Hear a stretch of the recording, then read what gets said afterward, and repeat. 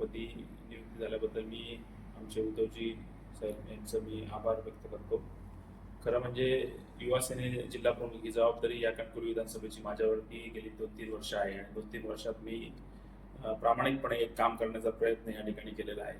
युवा सेना सुद्धा वाढवण्याचा प्रयत्न केला. खूप चांगल्या पद्धतीने ह्या याची जी नाळ आहे म्हणजे जनतेची जी नाळ आहे ती कायमच शिवसेना उद्धव बाळासाहेब ठाकरे आणि बाळासाहेब ठाकरे यांच्याबरोबर जोडलेली आहे.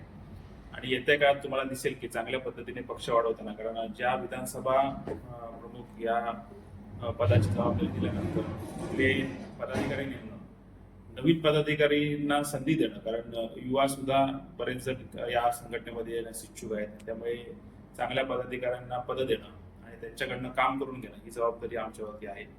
चांगल्या प्रकारे ही पदं दिल्यानंतर बीएलए नेमण्यापर्यंत चांगल्या पद्धतीने काम करण्याची संधी आपल्याला मिळालेली आहे. आणि येत्या काळात तुम्हाला दिसेल की आताच नेरले ग्रामपंचायतची वैभवाडीची बघितलं असेल तुम्ही की आमच्याकडे त्या पूर्ण ग्रामपंचायतीने म्हणजे सरपंच असतील, उपसरपंच असतील आणि सर्व सदस्य यांनी आमच्याकडे प्रवेश केलेला आहे. आणि अशा प्रकारचे प्रवेश तुम्हाला आणखीनही दिसतील, कारण समाज आता काल जो प्रवेश झाला तो स्वार्थासाठी नसून एखाद्या तत्वासाठी आणि प्रामाणिकपणासाठी झाला. आम्ही सत्तेत नसताना सुद्धा त्यांनी प्रवेश आमच्याकडे केलेला आहे आणि त्या प्रामाणिकपणाला आम्ही सुद्धा साथ देणं खूप गरजेचं आहे. आणि संघटनेवरती विश्वास म्हणून, एक विश्वासार्हता म्हणून हा प्रवेश झालेला आहे. आणि त्याच पद्धतीने प्रवेश येत्या काळात तुम्हाला दिसतील. चांगल्या पद्धतीने कणकवली, देवगड, वैभववाडीच्या ठिकाणी संघटना वाढताना दिसेल आणि चांगल्या माणसांना पद देऊन त्या ठिकाणी त्यांचा सुद्धा सत्कार करण्याचा आम्ही प्रयत्न करू. आणि ह्या अनुषंगाने आम्हाला जे शिवसेने पक्षाकडनं आदेश येतील त्या पद्धतीने काम करण्याचा प्रयत्न या ठिकाणी ह्या पुढच्या काळात नक्की 100% करू.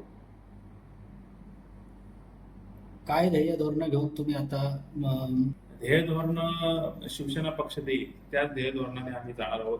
आमच्याकडे जी पक्षाची जबाबदारी माननीय उद्धव साहेबांनी जी दिलेली आहे आणि जी आदित्य साहेबांनी दिलेली आहे त्या पक्षाच्या धोरणावरती आता सध्या परिस्थितीत पक्ष संघटना मजबूत करणे या दृष्टीने आम्ही जाणार आहोत.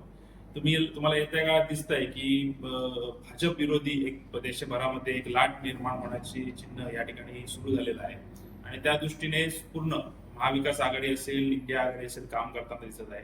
आणि हीच पार्श्वभूमी धरून ह्या दृष्टीने आमचा खासदार कसा बसेल, आमचे आमदार कसे बसतील या दृष्टीने ह्या कोकणवासियांना कसा न्याय मिळेल. बघितलं तुम्ही आंबा बागायतदारांचा प्रश्न असेल तो सुद्धा आम्ही राजू शेट्टे यांच्या नेतृत्वाखाली असेल, विनायक राऊत असतील, वैभव नाईक असतील यांच्या नेतृत्वाखाली उचलून धरला होता आणि न्याय देण्याचा प्रयत्न आंबा बागायतदारांना केला होता. असे अनेक प्रश्न आहेत. आता अणुऊर्जा प्रकल्प मुळग्यामध्ये येतोय, त्या पद्धतीने सुद्धा मुळग्यावासीय सुद्धा नाराज आहेत आणि त्यांची जमीन जाता कामा नये आणि अणुऊर्जा प्रकल्पासारखे प्रोजेक्ट किंवा हे माथी मारता कामा नये कोकणवासियांच्या. अशा पद्धतीची भूमिका ह्या जनतेची आहे आणि ह्या जनतेच्या भूमिकेवर आम्ही आहोत आणि जनता ज्यावेळी आम्हाला हाक देईल त्यावेळी आम्ही त्यांच्यावर उतरू आणि त्याच पद्धतीने जनतेचे पण प्रश्न घेऊन आणि संघटनेचे प्रश्न घेऊन संघटना कशी वाढेल त्या दृष्टीने आम्ही चांगल्या प्रकारचे प्रयत्न करून आमची संघटना ह्या कोकणात ज्या पद्धतीने 2014 साली किंवा 2019 साली होती त्या पद्धतीने करण्याचा प्रयत्न आम्ही 100% करू. पहिल्यापासूनच ह्या पद्धतीने काम आम्ही करत आलेलो आहोत. बाळासाहेबांचा दिलेला मंत्र आहे की 80% समाजकारण, 20% राजकारण.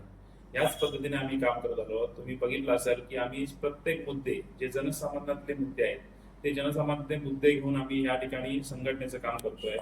जनतेला कसा न्याय मिळेल, कोकणवासियांना कसा न्याय मिळेल या दृष्टीनेच आमची पावलं कायम राहिलेली आहेत.